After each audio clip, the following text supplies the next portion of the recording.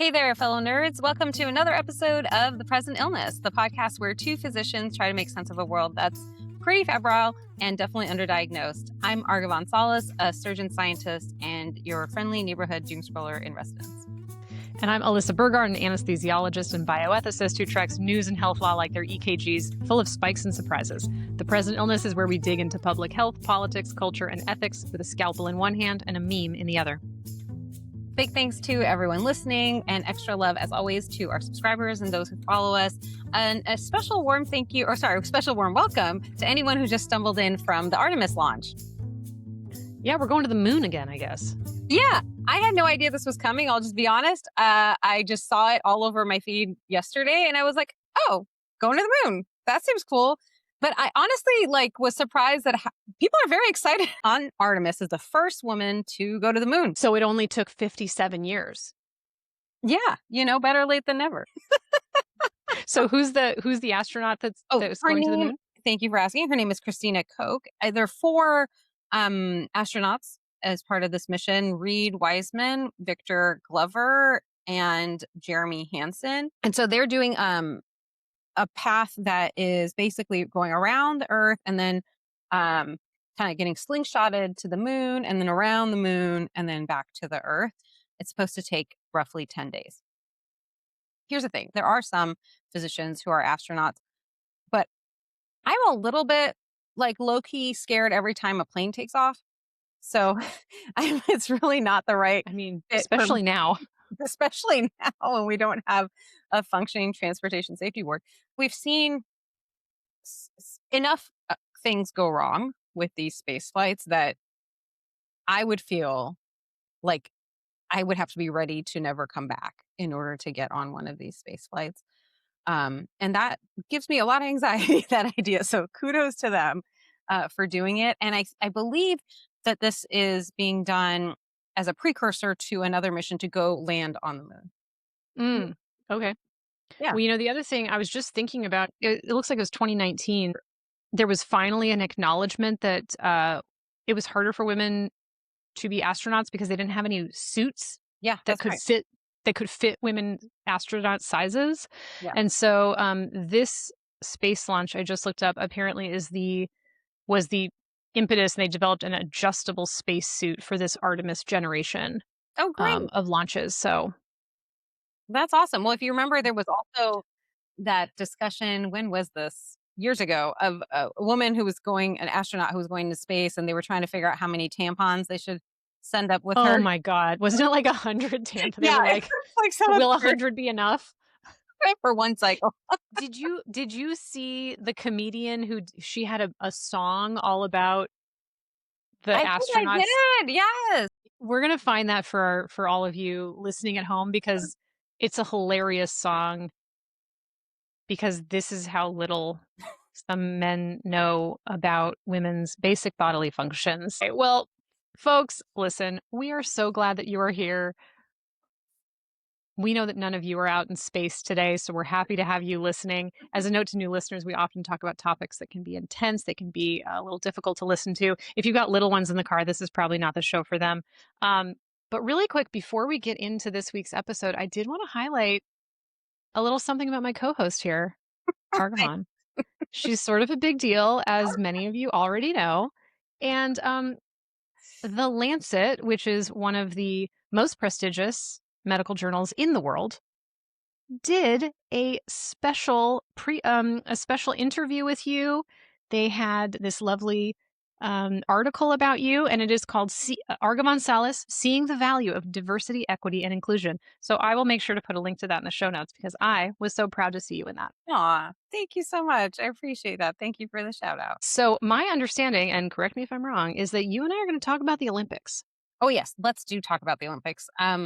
Folks may know that there was an announcement several days ago that the IOC, the International Olympics Committee, it's been reported in a number of different ways. Like, people have said that they have banned trans women from competing. What they've really done is announce a change in eligibility, basically, where they want to go back in time because we're going to make sports great again, I guess. Anyway, we're going to go back in time to a policy they had in place in the 1990s which was that every woman athlete, no men, in the history of competitive sports, no one has tried to test men in this way, but that every woman who wants to compete will need to submit themselves to an SRY gene test. And And can you tell people what the SRY yes, test is? um, it's the sex determining region on the Y chromosome, SRY, and it is, as it sounds, it's a region on the Y chromosome. It's a gene on the Y chromosome that lets you know. Basically, according to the guy who discovered it, I think he's got it right. He goes, it just tells you whether that gene is there or not. It doesn't really tell you anything else.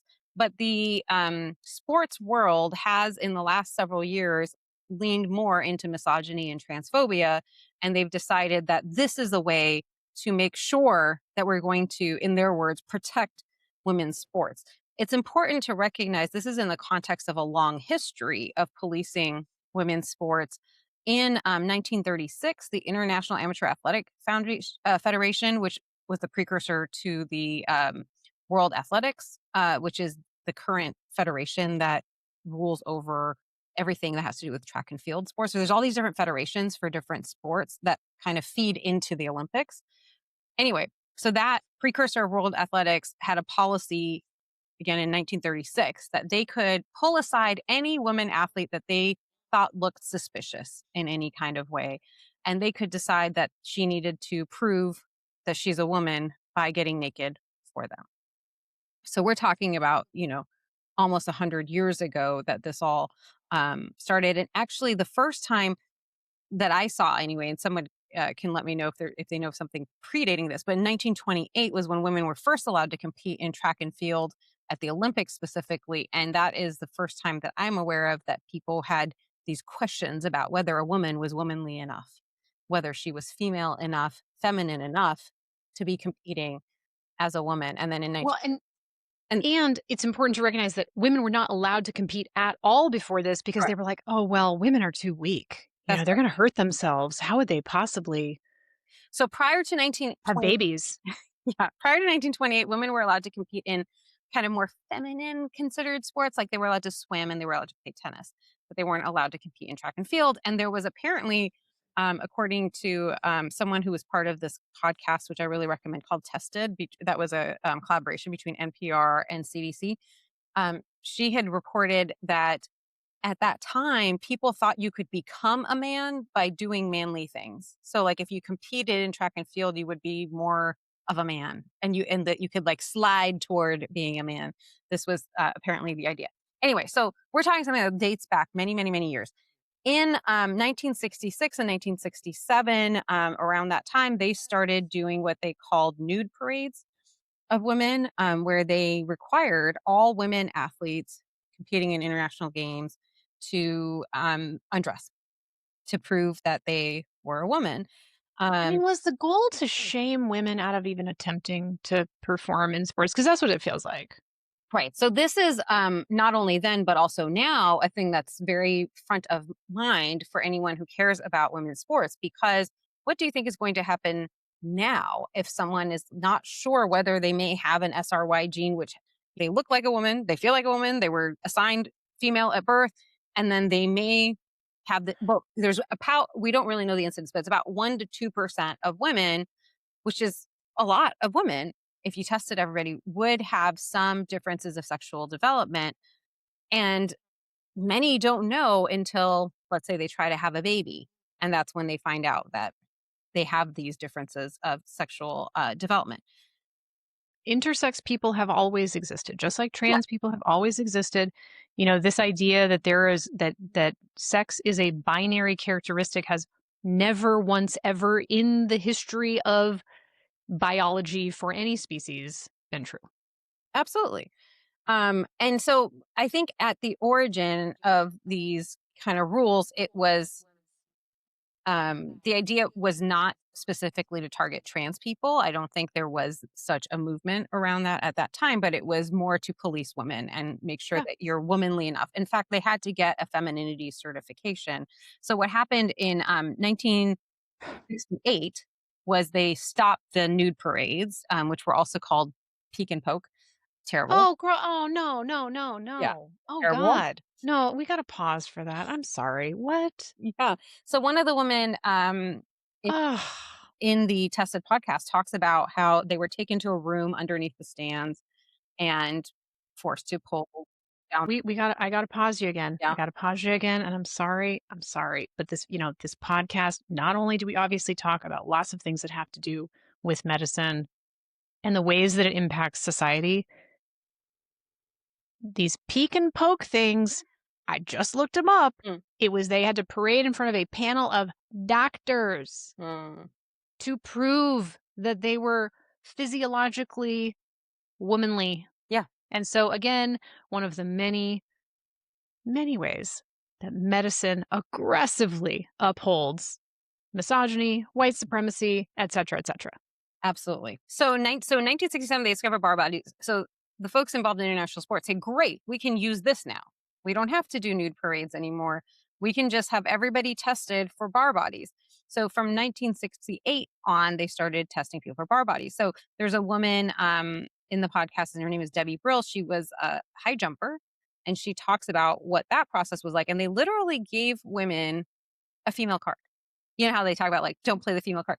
It was a card that apparently looked very much like a driver's license, but it was called a certificate of femininity, and they had to have that with them at every event they went to, and this is through 1999, mind you. This isn't just a thing that happened in 1960. So they have the bar bodies. Then the next thing is in 1990, the SRY gene that we were just talking about, the sex determining Hmm. on the Y chromosome, is discovered. And then they're like, "Oh, this is great. We can start using this." So they use it for the 1992 Olympics and the 1996 Olympics. Now, this is against the advice of one of the men Geneticists. who was involved in discovering this, which is his name is Andrew Sinclair, based in Australia, I believe. And he has talked about multiple times why this is inappropriate. And in fact, it was lobbying for the SRY gene, which was a practice that was ended in 1999. Now, a couple of things about the SRY gene and why it's inappropriate. One that we've talked about is that it will pick up a diagnosis of differences in sexual development in people who may not have known that they have. And we're not looking. Correct. And so you're forcing something onto people that can be very traumatizing. The harm definitely outweighs the benefit, whatever minimal benefit is seen to be there. Um, it's also a test that's very sensitive to contamination. So in lower resource settings, one of the things that Andrew Sinclair talks about is that if it's a man who's handling the sample, then it could turn positive just because it was a man handling the sample. And we don't have any problems with an overrepresentation of men in laboratories. So what could possibly go wrong? Yeah, exactly. So there could be all these false positives.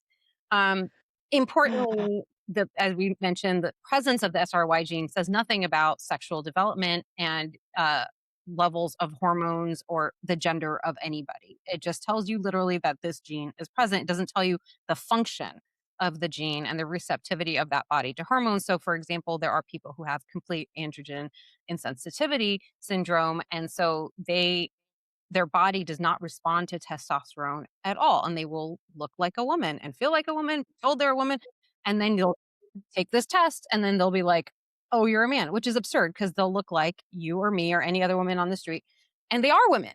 It's not just that they look like, I mean, they are women, and then this test will tell them that they're a man. So Well, in so I want to take a moment here because this is very important and ties to this, which is that so there's a really wonderful book that Dorothy Roberts published in 2011 called Fatal Invention: How Science, Politics, and Big Business Recreate Race in the 21st Century. And this is a prime example of how genetic conditions, genetic material are being used to impose racism. And so when you look at the percentage of women who are basically kicked or not allowed to participate in their Olympic sport despite qualifying, it disproportionately affects women who are from the global south and absolutely. women who have darker skin tones. And so this is also a way that white supremacy is further upheld in the Olympics. Yes. And in addition, it is more likely if you're an athlete who grew up in a low resource setting, it's less likely that you would have been tested for this. Hmm. It's more likely that it's women of color who will discover unfortuitously this genetic difference when they're trying to just enter an athletic competition. Just the trauma of finding it out in this way that I think is so harmful. And so to make that point, in 1996 in the Olympics, they did use this SRY test, and there were 8 women athletes who were flagged. 7 of them had differences of sexual development involving androgen insensitivity.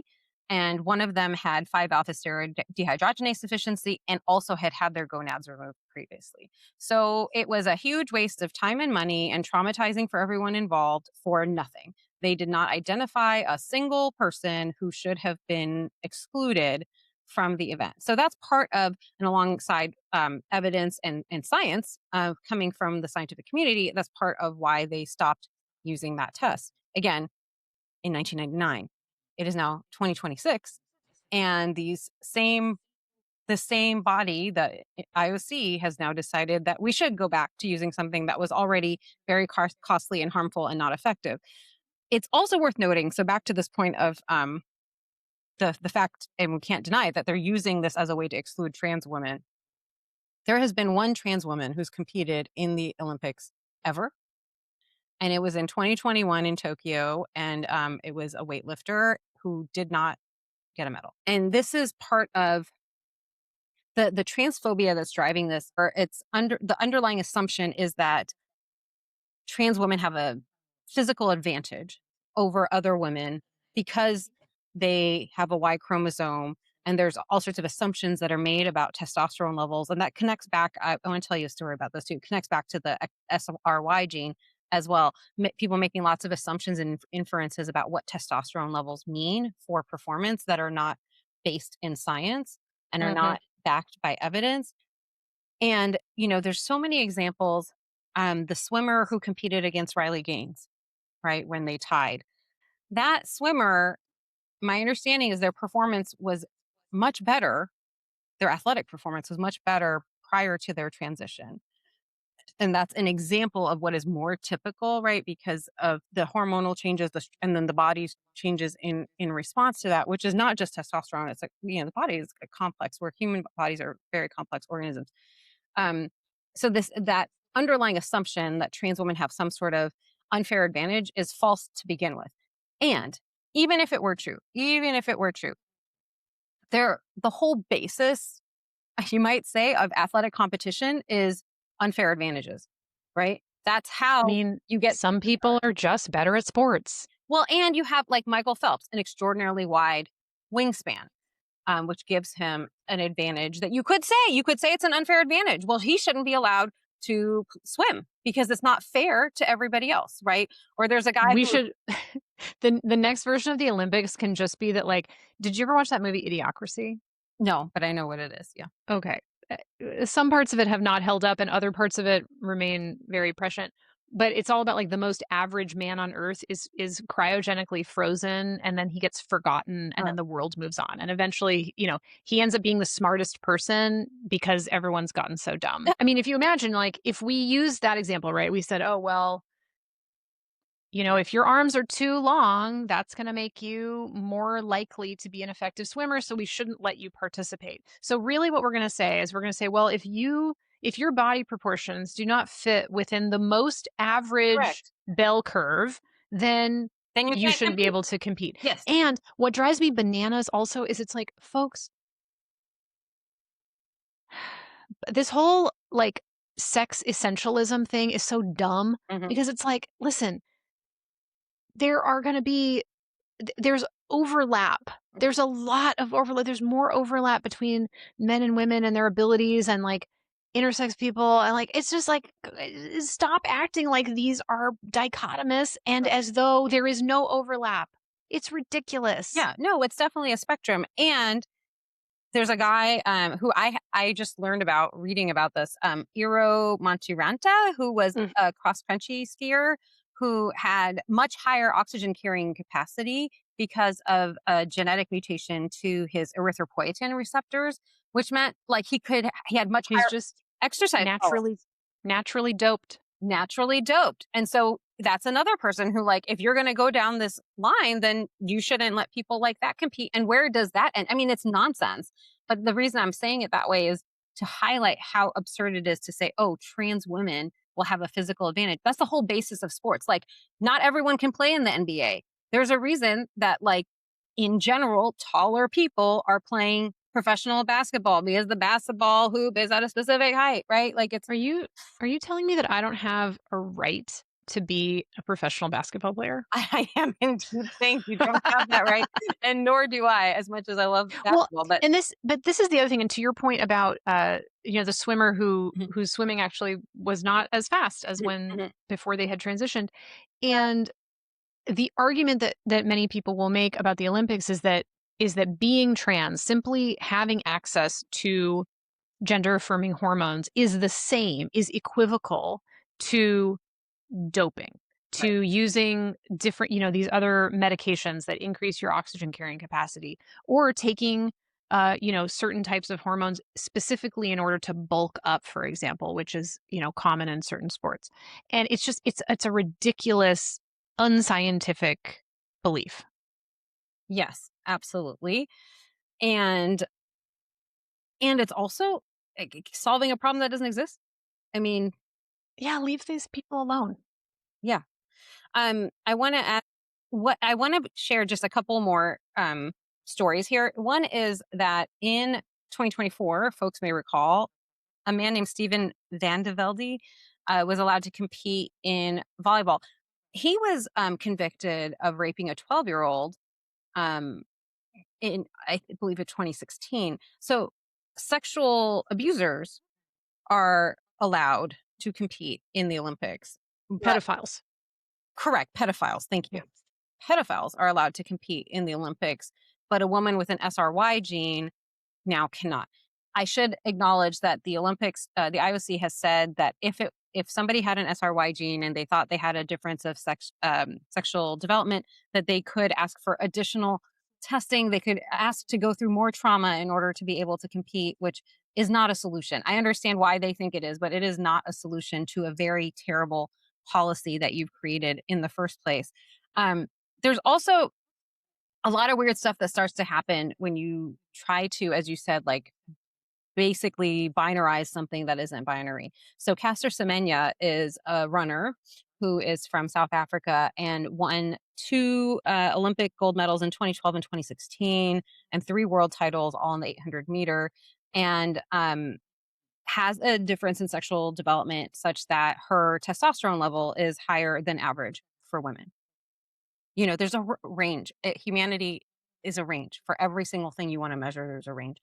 Um, but she has not been allowed to compete in the 800 meters since 2019, when they Hmm. made rules about testosterone levels, that anyone with a higher testosterone level needed to take medications to bring their testosterone level down. And she has very publicly and proudly refused to do so. She says, "I am a Yeah. woman. This is I am a natural variation on the spectrum of what it is to be a woman. I will not alter Well, my woman body to meet some um really external made up standard. arbitrary, yeah, exactly, Well, arbitrary standard." and this is the other thing, right? Is that so many of these things, oh, we're gonna, I mean, you look at Trump's executive order, we need to protect biological women. Please. None of this is about protecting women. No. This is about protecting the ability to control women. It is about protecting the domination of men over any person of any other gender and any other sex. Caster Semina's case was a major turning point in these discussions around not only intersex women in sports, but trans women in sports. And this was part of the original sort of launching of what we've gotten to today, where we have all of these cases that are about preventing access to medical care, to preventing access to gender affirming care for children, preventing access to gender affirming care for adults is the absolute next step. Mhm. And Castor Semina's case was one of the first to really launch this into a international dialogue, which continues to be incredibly dysfunctional and incredibly harmful. Yes, and in, I believe it was 2023, the European Court of Human Rights ruled that Caster Semenya had been discriminated against. And yet, because they don't have whatever jurisdiction or what authority, like, it doesn't actually change anything. I mean, it's still an important ruling, and I'm glad that they made that ruling, but it has Sure. not allowed her to participate. And initially in 2019, they had decided that any distance between 400 meters and a mile someone with elevated testosterone could not compete in, but they've since expanded it to no distances in which someone could be eligible to compete. Again, despite this finding in that court in 2023, it's also worth noting that the World Athletics Foundation or Federation, I'm sorry, I don't remember which it is, but It's federation. thank you. The World Athletics Federation last year already made the same decision that the IOC has announced this week to adopt the use of the SRY gene as a test. And folks may recall in the 2024 Olympics, there was a lot of really nasty stuff said about Imani Khalif, who is a boxer, a woman boxer from Africa. I think she's Algerian. And she won, and she won her match. She won gold. And people have really clung on to harassing her as though it's going to fix anything for anyone. And by people, I mean including J.K. Rowling. And also, I've seen articles this past week talking about this IOC decision that included her picture. Now, she is also a woman, born a woman, assigned female at birth, raised a woman. At the time of the Olympics, it was unclear what kind of testing she had been forced to undergo. It's now known widely that she has an SRY gene, and so what, right? She is still a woman. She competed as a woman. She should continue to compete as a woman, but people have harassed her. I can't even imagine how hard it's been to be her and have people debating whether you're a human almost, right? Mhm, It's not. Like, humans are full of variations. We're full of variations that have nothing to do with sex. mhm, There's all sort there's variations in, like, what blood vessels you have going through your liver. mhm. There's variation, there's so many things about human beings that can just be a little bit different, and it doesn't, like, stop making a big deal out of it. Yeah, it's just natural. That's how we are. And that's part of the beauty of humanity. Anyway, so there's a runner, another runner named Christina. They call her Mamba, but I think her last name is spelled Mboma. And she is in a similar category where she's phenomenally talented. And people, as soon as she had success, started asking, well, is she really a woman enough? Does she deserve a female card? And she has taken a different approach from Castor in that she has actually tried to change her hormone levels. And basically trying to play the game that's been laid out in front of her so that she can continue competing. And I would really encourage folks to listen to the Tested podcast where they talk to her about how, and her doctor about how very difficult it is, even if you're trying to comply, to get your testosterone level artificially down to whatever number somebody somewhere in an office decided was like low enough testosterone for you to count as a woman, because there's no protocol for this because it's a fucking stupid thing to do. And so the doctor talks about like, oh, we don't really know, we're trying, like you're trying this, we're trying that, and it's actually agonizing as you listen to them talk about how much she's going through just to be able to run, just to be able to compete and represent her country, Namibia. She's from Namibia. um I remember when I listened to that podcast, came out in 2024, and when I listened to that, it was just so harrowing to listen to them even trying to do the thing. So they're being asked to do something that is nearly impossible to do. And it's worth noting, again, back to this point about testosterone, it's not true that more testosterone equals better No. performance. Like, that's not a correlation that actually exists, and it's not a causative relationship that anyone can prove. And if you think about it like a more kind of extreme case, think about women's gymnastics. Mhm. The amount of flexibility that's required for women is very different from what's required in men's gymnastics. So you could imagine that, if a man, quote unquote man, tried to compete in women's gymnastics, they have a hard time with certain aspects of it. Would they maybe have an easier time getting up on the uneven bars? Maybe, but would they be able to do, like it's just But it also depends on it depends on so many things. so Like, it's true. so silly. And for folks who really wanna get, like, in the weeds on testosterone, there's a wonderful book called Testosterone: An Unauthorized Biography from, my former colleague Katrina Kasarkis and Rebecca Jordan Young, and it's all about testosterone. It's all about, like, what does the science actually say about it versus what are all of the assumptions and myths and stereotypes about testosterone. Mhm. And so I highly recommend. I got a lot of book recommendations, honestly, for this episode. There's going to be a lot. Well, we appreciate that. Um, anyway, so that's the bottom line for where we are now is that the IOC has said this they're going to require this SRY testing. Um, it's really ultimately up to the federations to decide what exactly they're going to implement, but World Athletics has already implemented that. Why in the world we're going backward to something that we already knew didn't work? I genuinely don't understand. Like, I understand transphobia and I understand that those campaigns, and I understand that J.K. Rowling is spending a lot of money on this. She sucks. Oh, I hate her so much. Don't watch this Harry Potter stuff, folks. Don't watch it. Yeah, She sucks. there's no reason to support anything that she has anything to do with, to be honest. Like, Don't give her your money. because any money that is going to her is going to transphobic campaigns. I mean, that is That is like correct. how she is spending her time and her energy. It is vile. And anyway, so there's a lot of people like her who are pushing. So I understand that. And I don't understand why we're going back to something we already tried it. We already tried it. It didn't work. We lived and learned. Why do we have to live and learn again just because, as somebody said on Twitter, there's a new pedo in chief. You know, it a lot because a lot of people do think that it's caving to pressure from the US, where transphobia is being made to, or the existence of trans people is being made to be the biggest problem that could possibly exist. Meanwhile, people don't have health care, people can't afford to commute to work because gas is so expensive, people can't afford healthy food. Unemployment rates are not great. We're losing so many opportunities, especially in the federal government, with like 95,000 scientists having left the federal government in the last year. Anyway, all I'm saying is there are real problems that Oh, yeah, we've reached the anniversary of all those, layoffs at the NIH. Mhm. Anyway, Yeah, and we digress. instead of doing any of that, we have a president who last night, we're recording on Thursday, April 2nd. We have a president who last night said, "Well, we can't afford daycare and Medicare and Medicaid. We have to pay for war." We actually don't, guys. We actually don't have to pay for war. Do you know what we could do? We could just not do war, and instead, we could do public health. We could do feed people. We could do be kind. We could do basic human rights. Wouldn't that be nice? We have a lot of options of things that we could do instead of war. I 100% agree, and I would vote for you. I would well, yeah, anyway. I'd be a terrible politician because I would just be like, "This is dumb." I same.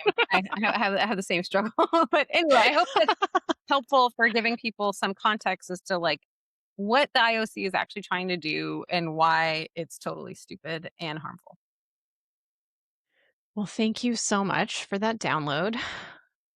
And it's just such a great example of how medicine and science are used in the oppression of marginalized people. Mhm. And it is something that the culture of medicine must continue to dismantle, and we need to stop participating in these activities.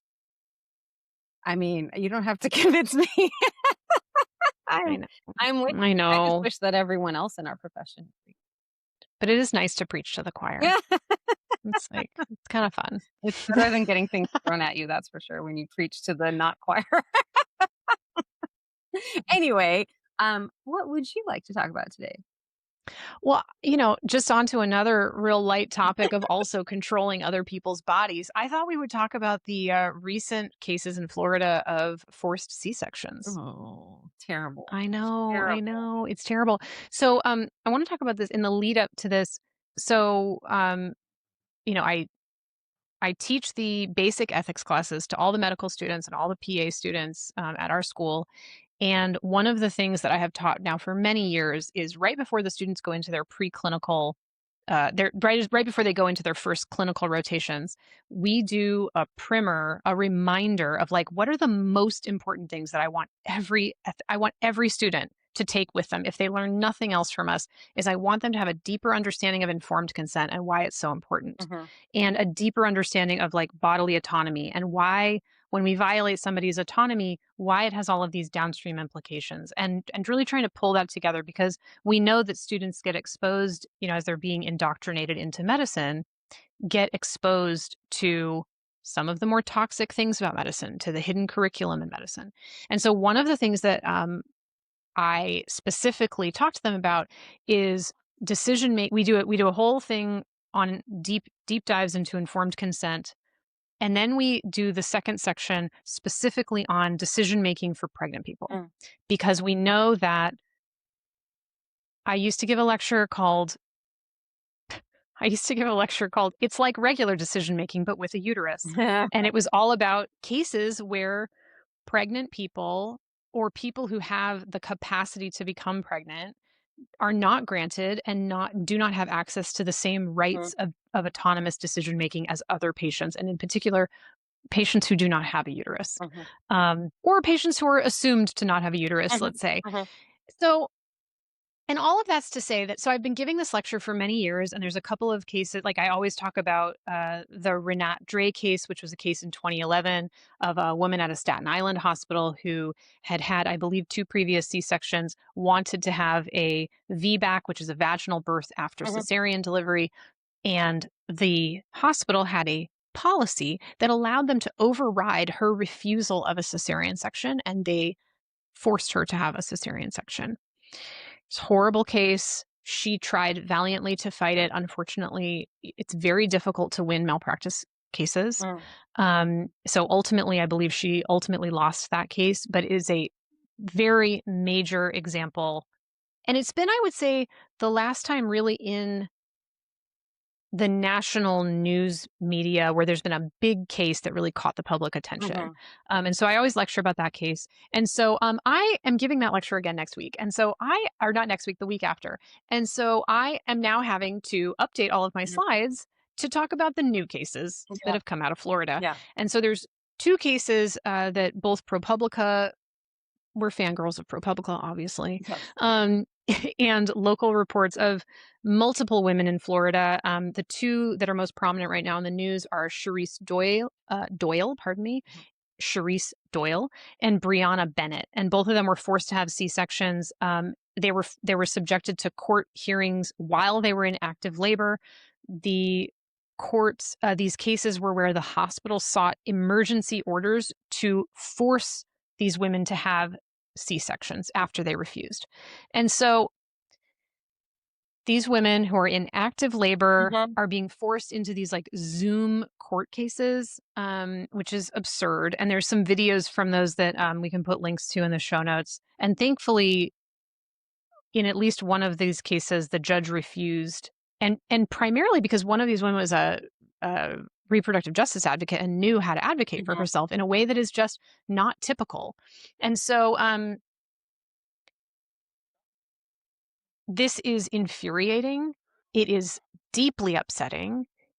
And it is way too common. I think it happens way more commonly than we know about. Not all of these cases that make it to the courts make it into the national attention the way that these two cases mhm, have. mhm, And so I want to bring people's attention to the fact that like this is a known problem, and it is a branch of something called obstetric violence, where women's decision making, their ability to decide what is and is not going to happen to their body during maternity care is thwarted, is dismissed. Women are treated poorly. There's many, many reports of this. While there are some people in the OBGYN community who find the term obstetric violence offensive, I always encourage people to, rather than focus on their feelings of offense, that we should focus on systemic changes that actually protect the health and well-being of our patients. mhm, And so I want to tell people a little bit, tell our audience about the American College of Obstetricians and Gynecologists has all of these, opinions that are meant to help guide practice. And so, for example, there is an ACOG opinion. It's number 664. I'll put a link to it in the show notes. And it's called Refusal of Medically Recommended Treatment During Pregnancy. And it came out in 2016. mhm, And I legit, so when in 2016, this is when I had finished my fellowship, and it was my first year of being the chair of the ethics committee mhm, for our hospital, which covers both children and pregnant people, like things that are impacting folks in labor and delivery. And I remember being like, oh, this new opinion came out. I'm really interested in refusal of treatment, and like, how is it that we can make sure we're taking good care of people and not coercing people? And I remember reading this. I can't remember why. We were out on a hike with our kids, and like, I had it in my bag because I was like, I'll eat it, I'll read it while the kids are eating their snacks or whatever. And I remember reading this the opening statement, and my jaw dropping because I was like, finally, someone is saying what needs to be said. And they talk about how, like, you can have conversations where you support people in making informed decisions, but you cannot coerce people. You cannot manipulate people. You cannot use threats of child protective services against people's children having access to their children in order to force people to make the decision that you want them to make. Mm. They're really open about the fact that, like, listen, it is an incredibly morally distressing experience for an obstetrician and the nurses that are working in that area and the people who are trying to make sure that this person has a healthy birth and survives this delivery and survives this pregnancy. And that is not your worry, is not an excuse to force someone to have a surgery that they do not want. Mhm. Now, does that mean that one of the risks is that there may be harm to this fetus? Mhm. It may be that there will be something bad that will happen. But the reality is that, like, a lot of times it doesn't. Mhm. They end up being able to deliver. They reach the decision on their own after having a little bit more time to make a decision. And absolutely, there may be cases where things don't work out as well. But us as healthcare workers forcing people to have surgery as though these patients are Right. incapable of making a decision Yeah, it's super is infuriating. infantilizing. It's infantilizing, and it's that paternalistic system of medicine that we've had forever. Uh, Yeah. but I was so shocked when and I haven't had a chance, unfortunately, to read the whole article from ProPublica, but like they describe, she's in labor, and they're like, "Oh, we're gonna put a sheet over your legs so that you can get on this Zoom with this judge." I And mean, she had no idea what was going on. no, She had no lawyer. I mean anyone just reading that opening of that article could be like, "What? They did what?" Like, it's not Mhm. confusing. Like, it's very clear that this is messed up to do, and it is astounding that they felt they could override this woman's choice for, and not in just this case, obviously, but any woman's choice for what she wants to try. Like, if she understands that there's a risk, as you said, that things will go wrong, but she doesn't want to have a C-section, who are we as healthcare workers to say, no, you don't get to decide that for yourself? Well, and C-sections are not the only arena in which this happens also. So, for example, another case that I have used for many, many years, when I'm working, especially with people in labor and delivery, I did a series for a year where we did simulations where somebody's refusing a blood transfusion. Yeah. And so there was a terrible case in Chicago where a woman was a Jehovah's Witness. Mhm. She did not want to have any blood transfusions. She needed to have some sort of I can't recall the details, but I believe she was having some sort of a urologic procedure where the risk of bleeding should have been very low, but there was some unexpected Mm. hemorrhaging. And she was very clear. This is getting a transfusion is not in alignment with my belief system. I do not want a blood transfusion, and they forced her to have a blood transfusion. The hospital actually used a claim that her refusing to get a blood transfusion for herself was abuse and neglect of the unborn Right. fetus, Right. who is not a person. Right. It makes me so mad. It makes me so mad, and it's just the hoops that people in medicine, in coercion with the law, will use to force women to do what they're told. And that is what this is. Mhm. Do what you're told. I know better Right, than I know you. better. I know what's best for Your you. your refusal doesn't count because you're too stupid to make your own decisions. Well, and And it is absurd. So I said I was going to do a bunch of book recs for my nerds out there, for my readers. And so there's several books I think are really, really helpful in if you are somebody who, like me, is like, holy moly, we are not good. We are not good to women, and we are not good, in particular, to Black women. It is so, we have talked before about this case, about the terrible, abysmal outcomes of maternal mortality in this country, which are exceptionally worse for Black women in particular. Mhm. And both of these cases that we're talking about in Florida, it is not a surprise that both of these women are Black. That is not a surprise. And so, There's a couple of books I want to talk about. So, this is Michelle Goodwin's Policing the Womb. This came out in 2020. Michelle Goodwin is a brilliant legal scholar and bioethicist, and this is all about criminalization around pregnancy. So, this has to do with not only cases like the ones that we're talking about here in terms of forced procedures, but additionally, for example, drug testing, forced Yes. drug testing of pregnant patients. And, you know, for many, like women are very highly likely to lose a child, not because the child has experienced any harm, not because there has been anything bad that has happened to that child. It is solely for the fact that the mother has a positive drug test Yeah. while pregnant.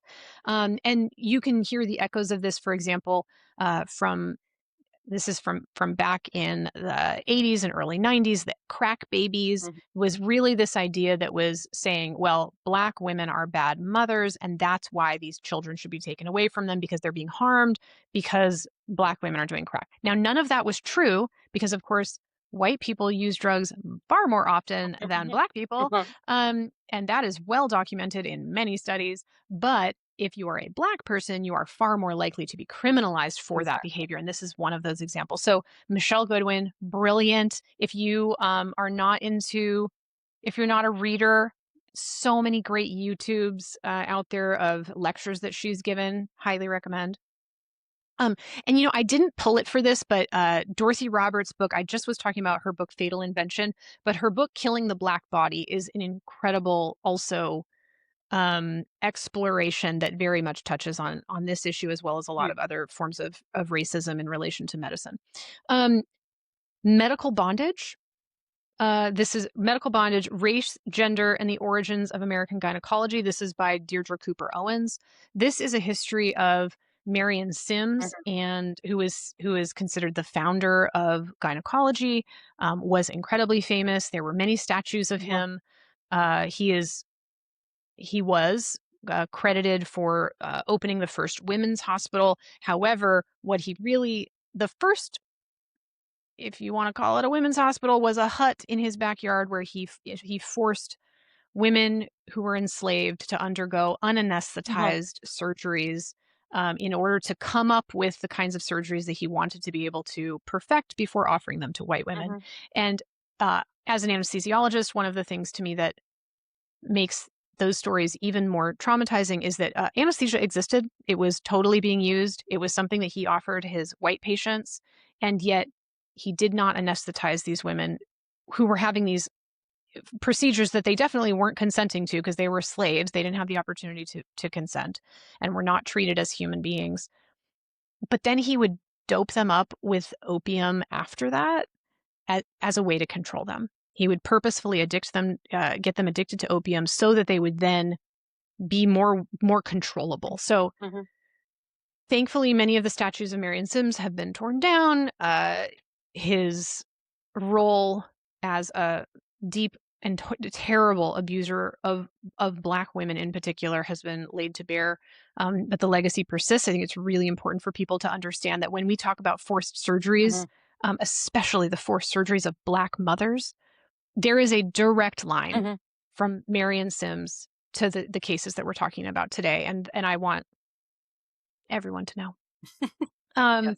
this is one of my favorite books to recommend to medical students who are interested in reproductive justice. It's called Radical Reproductive Justice: Foundations, Theory, Practice, and Critique. I will say this is a more academic book than the other ones that I've just recommended.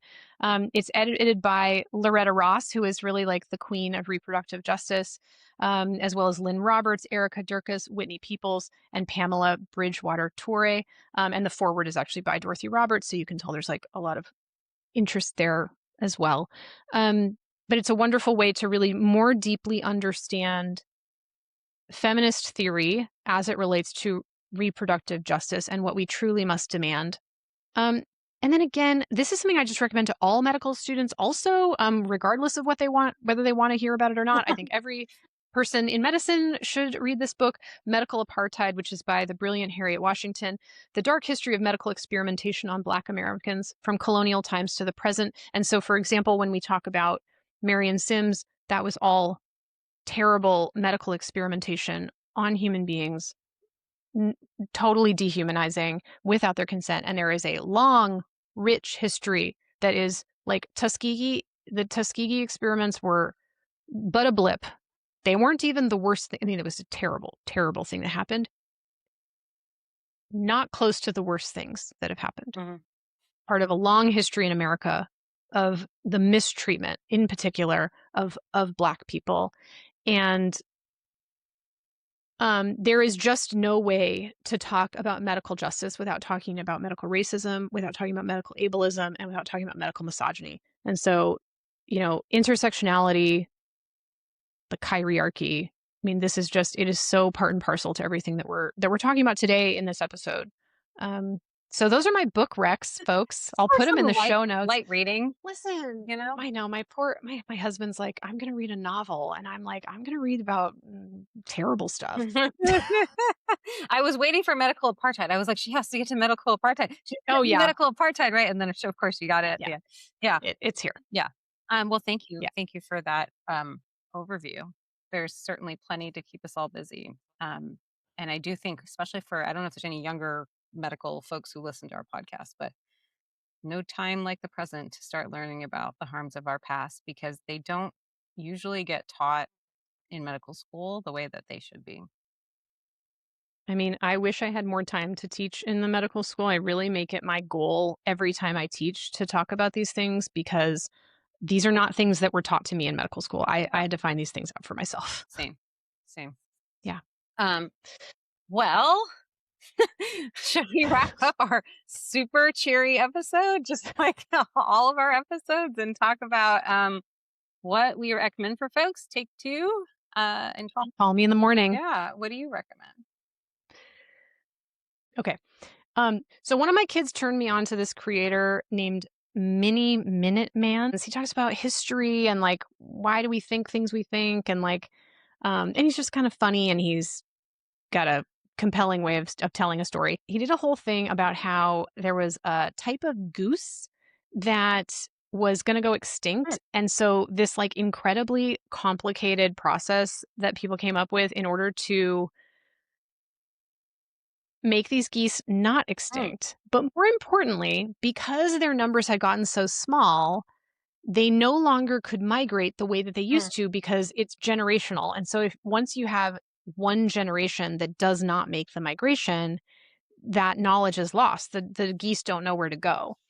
And so there is this absolutely bananas thing that happened where they had to like teach these baby ducks, baby geese to like m- match onto an airplane, like a little airplane. And then they had to basically convince it that the airplane was its mother, so or its leader or whatever. I don't know how the geese think of yeah. it. Um, and then trained these geese to migrate on this historical ancestral pattern that geese used to migrate on all the time. Mm. So this plane had to fly at like 35 miles an hour and all these geese are following it. And now they know how to do it. Oh, that's amazing. And so they just had to do it once and now they do it. And it's bananas. So I enjoyed that very much. And the other thing that came across my feed is so like we have California sea lions here, which I think they're funny. I like to see them. Mm, They're huge. mm, When I've gone scuba diving, when they swim past you, it's like kind of scary. Because they're really big. mm, Well, do you know what's a lot bigger than a California sea lion, Argavon? a whale? A stellar sea Oh, lion. So they're they're the descendants of bears, oh, which I did not know.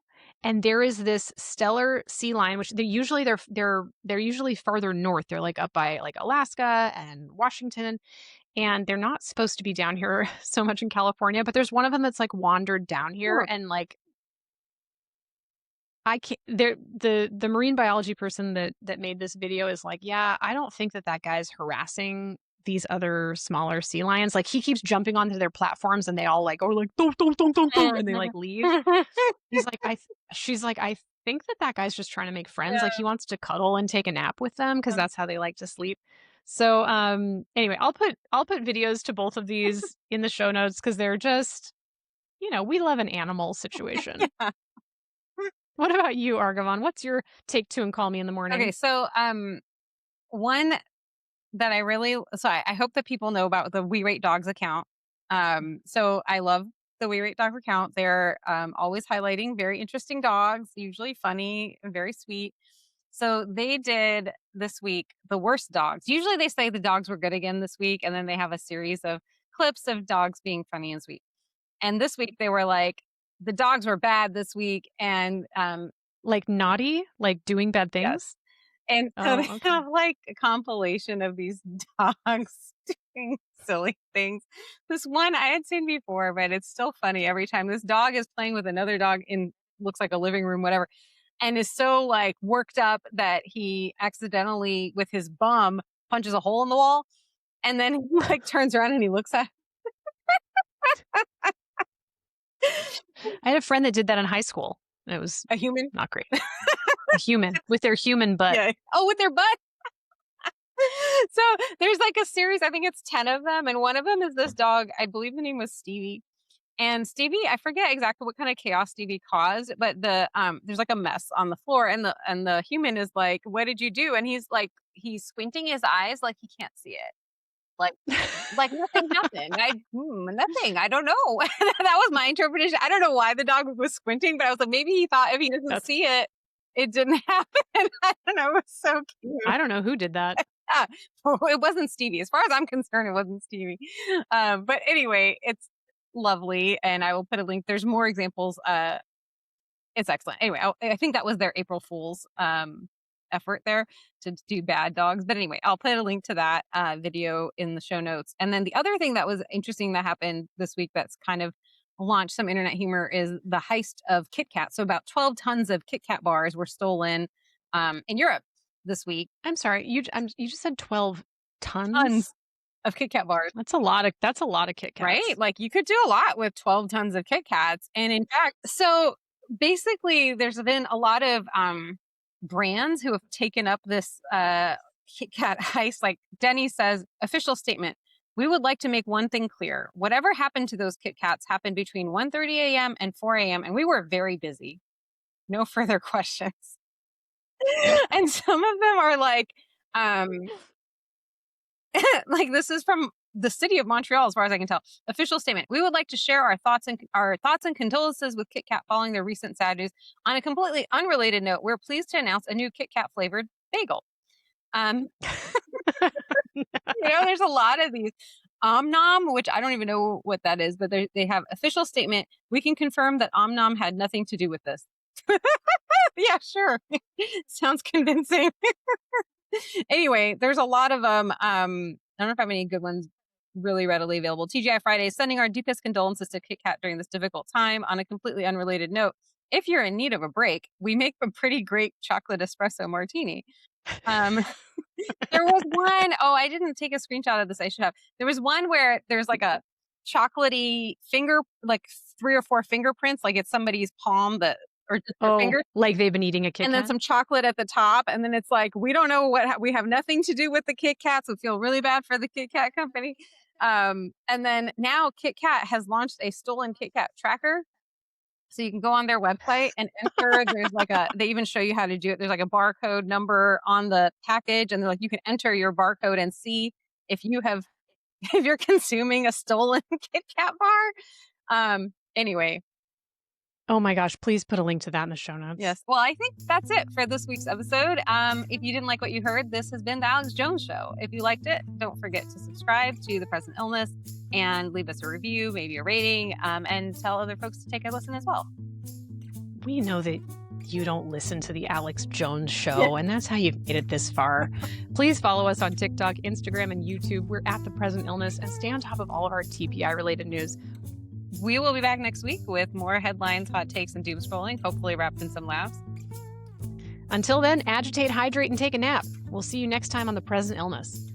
Production by Argavon Salas and Alyssa Burgart. Editing by Alyssa Burgart. Social media by Argavon Salas. Original music by Joseph Uphoff. Don't take medical advice from random people on a podcast. This show's for informational purposes. It's meant to be fun, and it's certainly not medical advice. Take your medical questions to a qualified professional. You had so many good recommendations for... Oh, thank you. I love a book recommendation. I love to read. Yeah, I can tell.